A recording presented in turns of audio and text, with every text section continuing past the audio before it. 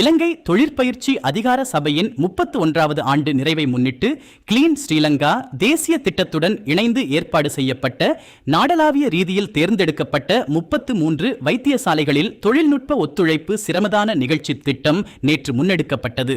Blue ocean group of companies இலங்கையின் வளர்ச்சியோடு உங்கள் வாழ்க்கையையும் உயர்த்துகிறோம்.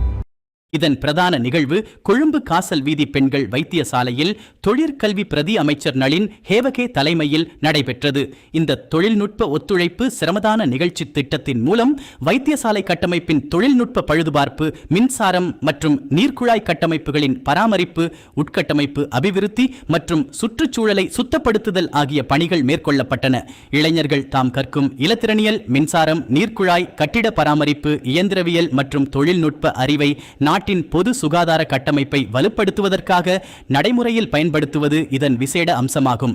அத்தோடு சுற்றுச்சூழல் தூய்மை, சிறந்த மனப்பாங்கு மாற்றம், அரச சொத்துக்களை பாதுகாத்தல் மற்றும் நிலையான தேசிய முன்னேற்றத்திற்காக இளைஞர்களின் அர்ப்பணிப்பு மற்றும் நாட்டை கட்டியெழுப்புவதில் அவர்கள் வாய்ப்புகளை தேடுபவர்களாக அன்றி வாய்ப்புகளை உருவாக்குபவர்களாக மாறியிருப்பதை வெளிப்படுத்தும் வகையில் இந்நிகழ்ச்சி திட்டம் நடைமுறைப்படுத்தப்பட்டது.